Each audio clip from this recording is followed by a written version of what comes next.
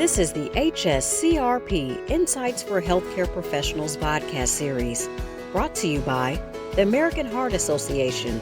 Lifelong learning.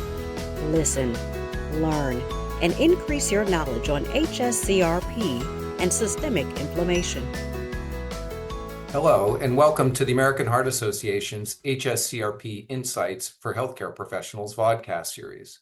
In today's episode, I'll talk about modifying inflammation with lifestyle.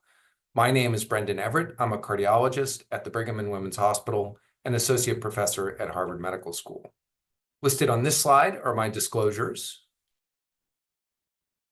And listed on this slide are the three topics that I hope to address today: the ways that weight loss and diet type, exercise, and smoking can hopefully alter evidence of low-grade systemic inflammation. So first, we'll tackle weight loss. Depicted on this slide are data from a systematic review of 33 studies, which was published in 2007, before the advent of GLP-1 receptor agonists for weight loss. As you can see, weight loss of 1 kilogram associated with about a 0.1 milligram per liter reduction in hsCRP. This was true both for lifestyle interventions on the left-hand side of the figure and with surgical interventions to reduce weight seen on the right-hand side of the figure. The association was roughly linear, although it appeared somewhat steeper and more pronounced with the surgical interventions.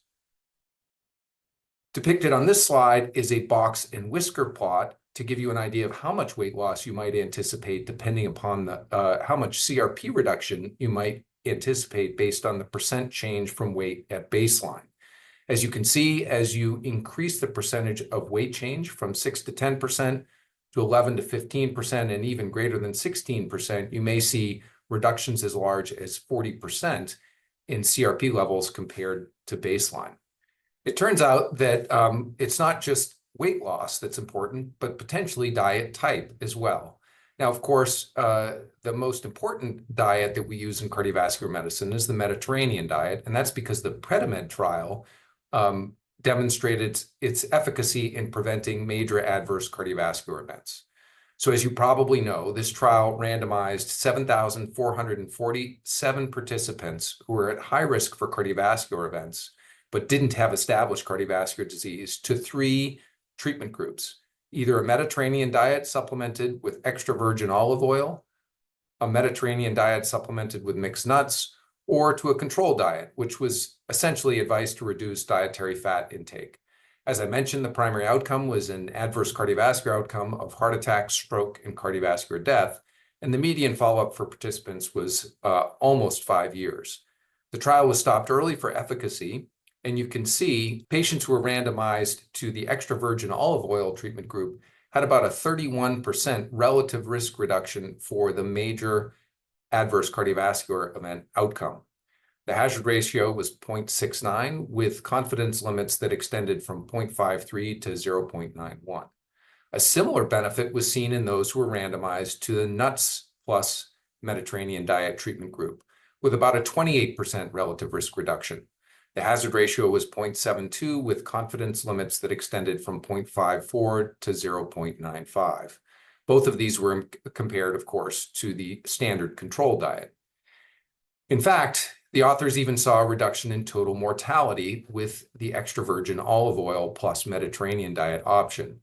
That was not statistically significant or different from zero, but nonetheless was suggestive and persuaded many of us that the Mediterranean diet is the best diet for patients at risk for cardiovascular disease.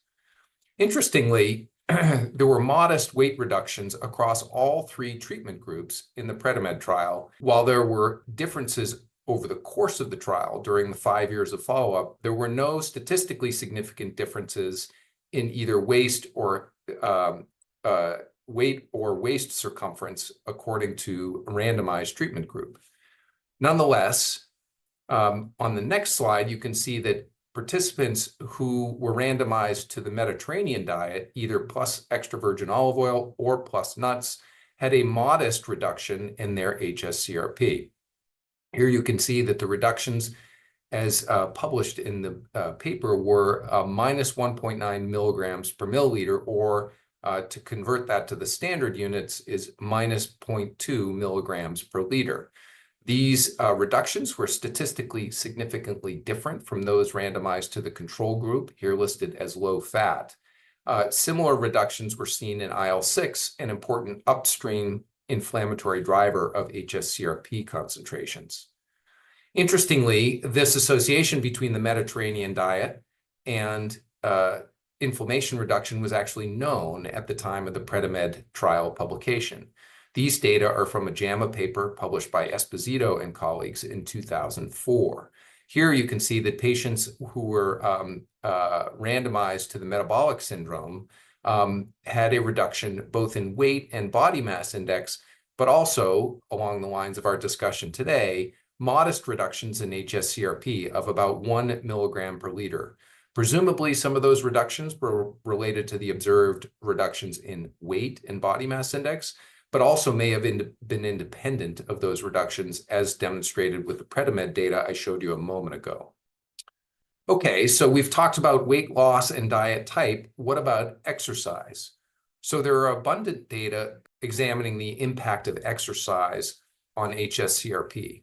And listed on this slide, or captured on this slide, are data from a meta-analysis of 33 randomized exercise interventions in primary prevention.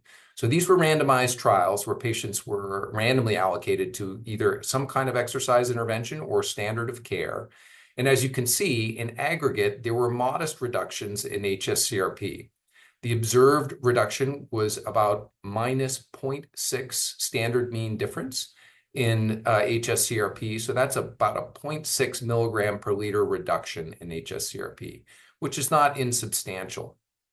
Of course, these data are from patients who do not have established cardiovascular disease or coronary heart disease, but luckily the meta-analysis also examined 10 randomized studies of patients who had coronary heart disease. Here you can see that the observed reduction was about 0.34 milligrams per liter in hsCRP amongst those with established coronary heart disease who were randomized to an active exercise program. In aggregate, across both studies, both classes of patients, those with and without cardiovascular disease, the overall reduction was about 0.53, as you can see in the bottom right of the slide. So now that we've talked about weight loss, diet type, and exercise, let's turn our attention to smoking.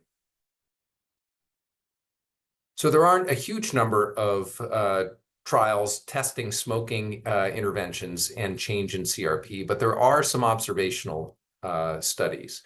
And the best that I found was conducted in Italy. And the authors performed two analyses. The first was a cross-sectional analysis in which former smokers were compared to current smokers in terms of their odds of having an elevated hsCRP. And they defined an elevated hsCRP as a CRP of 2 milligram per liter or higher. And what they found, as you might anticipate, is that smokers who had quit had an odds ratio of 0.59 with confidence limits of 0.48 to 0.74 of having an hsCRP greater than 2 as compared to current smokers. So their odds ratio was about 40% lower. They then did a prospective longitudinal analysis using 975 current smokers and watched those smokers as they quit smoking. And what they found is that as smokers were a longer time out from their last use of cigarettes, their odds of having an elevated hsCRP went down. So their likelihood of having improvements in their CRP went up. In other words, after 1 to 4 years, the odds was 0.86, as you can see on the slide. If they had quit 4 to 8 years ago, the odds was down even lower to 0.55. And if they had quit 8 or more years prior to testing CRP, their odds was lower still at 0.41. And this suggests that as time goes on, the benefits of smoking accrue, at least with respect to evidence of subclinical inflammation as measured by hsCRP. So in summary, we know that weight loss reduces hsCRP, and it appears that each 1 kilogram lost associates with about a 0.13 milligram per liter reduction in hsCRP. And these data are from medical interventions, non-surgical interventions, and prior to the advent of GLP-1 receptor agonists. We would anticipate that the CRP reductions seen with GLP receptor agonists are at least as large as those listed here.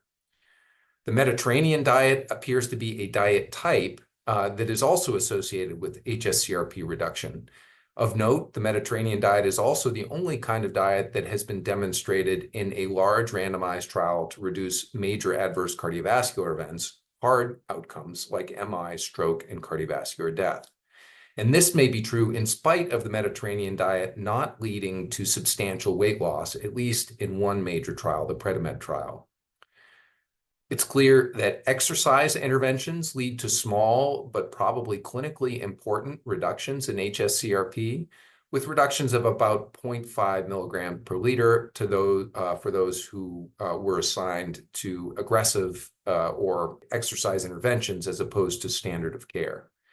And finally, smoking cessation associates with reduced hsCRP in a manner and a time frame that is consistent with its observed associations with improvements in cardiovascular outcome after quitting smoking. Thank you for your time. Novo Nordisk is a proud sponsor of the American Heart Association's hsCRP and Systemic Inflammation Awareness and Education Initiative. The views and opinions in this activity are those of the speakers and reflect the synthesis of science. Content should not be considered as the official policy of the AHA. To get additional information, please visit learn.heart.org for more education. Thank you, and have a great day.